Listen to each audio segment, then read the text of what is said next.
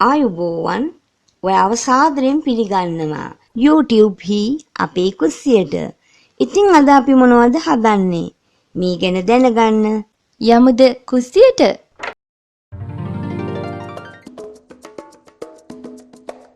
ඉතින් අද කුස්සියෙන් හැදෙන්නේ මෙන්න මේ රසවත් ගමේ වෑංජනය තමයි.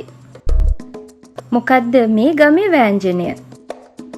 ඔව්, මේ රසවත්ම රසවත් ඇම්බරැල්ල මාළුවයි.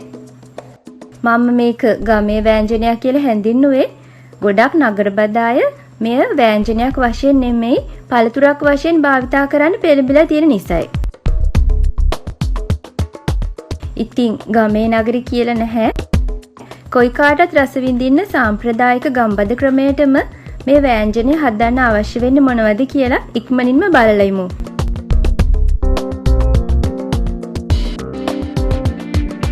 ඉතින් අපිට ප්‍රධාන වශයෙන් ඕන වෙන්නේ පළතුරකටත් එළවලුවකටත් දෙකටම භාවිතා කරන්න පුළුවන් මෙන්න මේ ඇම්බරැල්ලා. ග්‍රෑම් 500ක් විතර. ගෙඩි වලින් නම් 7-8ක් වගේ. ඉන් පසුව සීනි හැඳි 3ක්, ලුණු කුඩු ටිකක්, බැදපු 3-5 කුඩු හැඳි 3ක්, කහ කුඩු ස්වල්පයක්, ගම්මිරිස් කුඩු හැන්දක්, ඉන් පසුව මිරිස් කුඩු හැඳි 3ක් හෝ 4ක්. මෙතන තියෙන්නේ තලාගත් එන්සාල් කරාබනෑටි කීපයක්, සුදු ලුණු බික් කීපයක්, කුරුඳු පොතු කැබැල්ලක්, අමු මිරිස් කරල් 4ක්, කපාගත් ලුණු, ඒ වගේම කරපිංච රම්පා ටිකක්. මේ තියෙන්නේ මිටිකිරි කෝප්පයක්. ඒ වගේම මෙතන තියෙනවා දියකිරි කෝප්ප භාගයක්. මෙන්න මේ ටිකෙන් තමයි කටට කෙලවුනන මේ රසවත්ම වෑංජනය හැදෙන්නේ.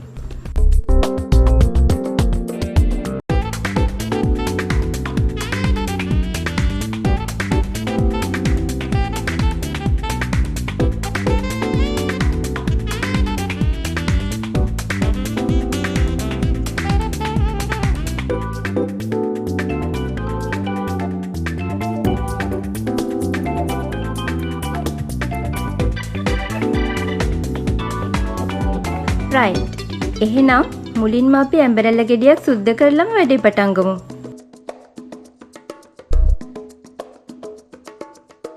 ගෙඩියක් නෙමෙයි ගත්තු සේරම මේ වගේ හොඳට සුද්ධ කරලා හොඳින් සෝදලා ලොකු ගෙඩි නම් 4ට කපා ගන්න. පොඩි ගෙඩි නම් 2ට කපා ගන්න. මෙන්න මේ වගේ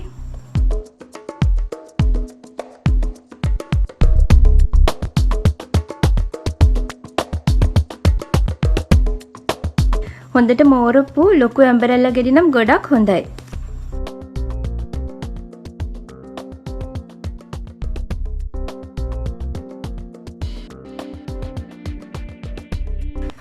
හොඳයි. එහෙනම් ඒ කපාගත්තු ඇම්බරැල්ල කැබලි බඳුනටම කරපිංචා, රම්පේ මේ වගේ එකතු කරගමු. ඒ වගේම සුදුලුණු බීට් ටික, කපාගත් අමු මිරිස් ටික, ලුණු ටික විතරක් දැනට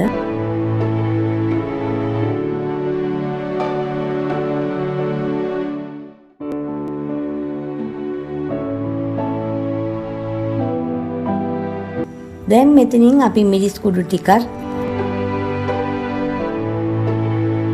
කහ කුඩු ටිකක්,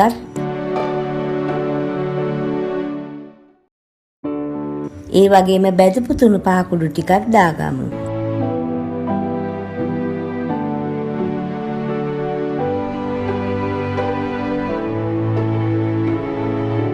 අපි කුරුඳු පුතු කැබැල්ලක් මේකටම දාගමු.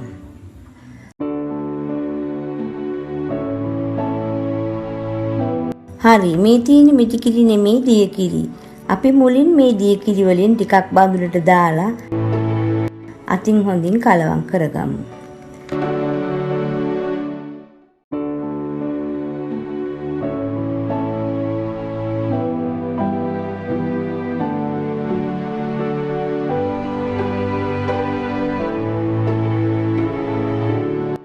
දැන් මම මේ වළඳ ලිපේ තියලයි තියෙන්නේ.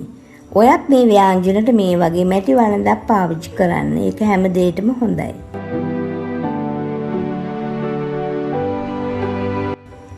ඉතින් දැන් මේ තැඹිලා තියෙන ඇඹරැල්ලා වලට අපේ මිටි කිරි ටික ක්‍රමෙන් දාගන්න ඕනේ.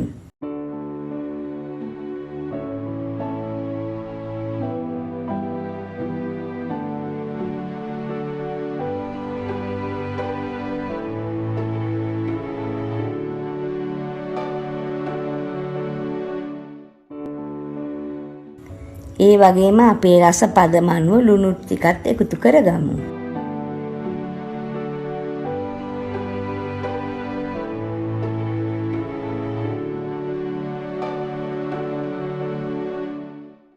ඉතින් හොඳින් හැඳි ගාමුකෝ.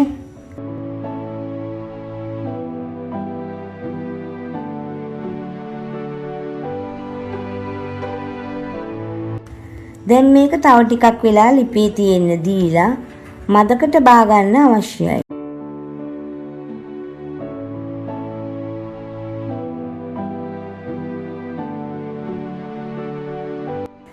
දැන් නැවතත් බඳුන ලිපේ තියාගන්න ඕනේ. මේට අවශ්‍ය තෙම්පරාදුව සඳහා. අපි මුලින්ම තෙල් ටිකක් දාගමු. තෙල් රත් වෙන අතරේ කරපිංච ටිකක්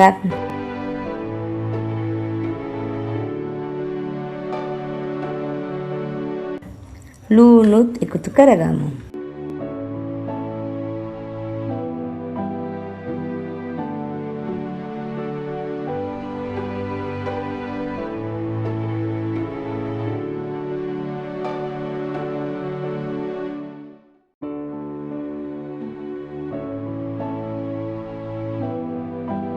දැන් අපේ එන්සල් කාබෝනේට් ටිකක් දාගමු.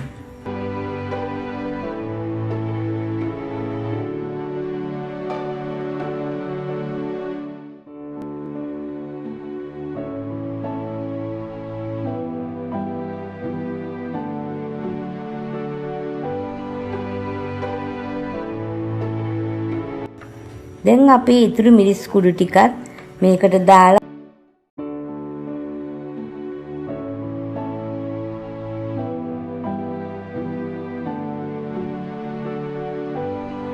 බැදපු 3-5 කුඩු ටිකක් දාලා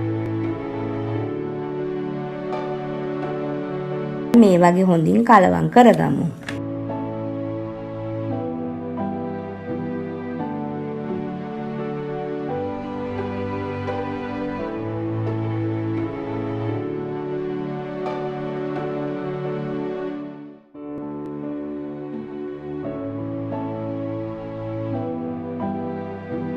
හරි, අපි කලින් සකස් කරගත්තු මූලික ඇඹරැල්ල ව්‍යාංජනේ මේ තෙම්පරාදුවට එකතු කරගමු.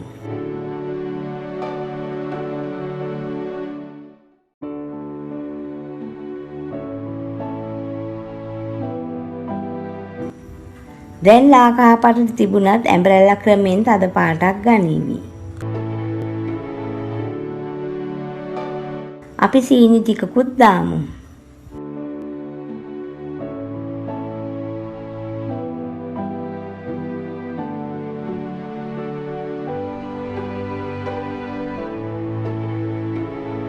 ඒ වගේම ගම්බිස් කුඩු ටිකත් එකතු කරගමු.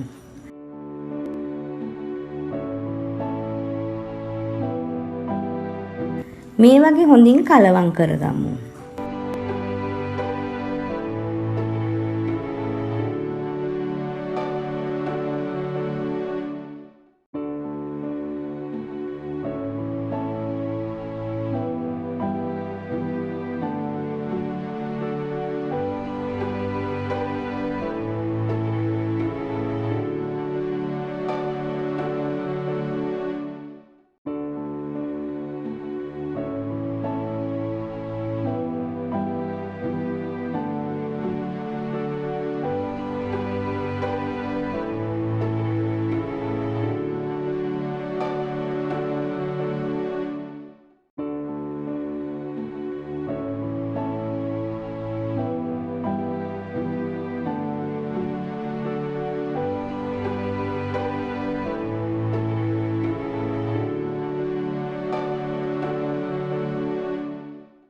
දැන් උකු ගතියනුත් පාටනුත් වැඩි වෙන්න හොඳට ටිකක් වෙලා ලිප මත තියාගමුකෝ.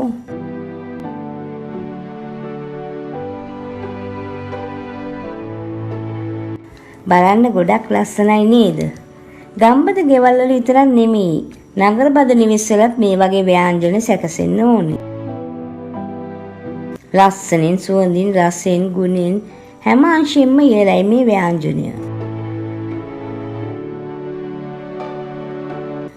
ඉතින් විශේෂයෙන්ම නගර බද අය බලනවා නම් මේ ව්‍යාංජන ඉක්මනින්ම සකසා ගන්න කියලා මම ආරාධනා කරනවා.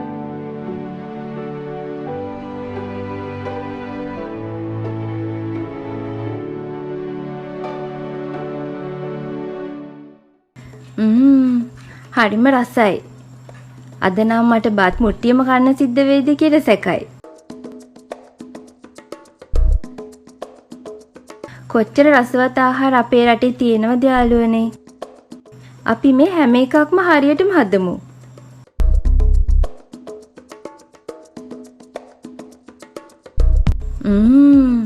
කොහොමද මේවා?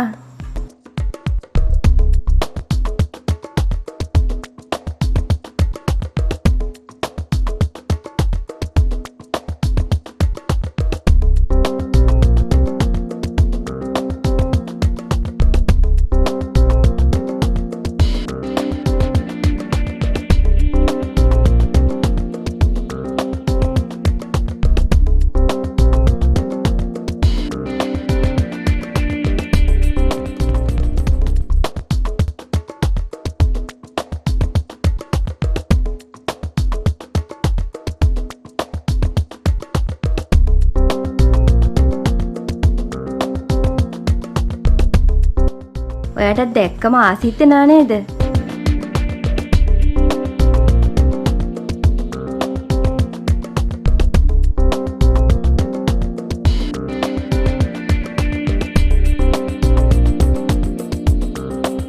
තව ආසිතන කෑම ගැන දැනගන්න අපිත් එක්ක රැඳිලා ඉන්න.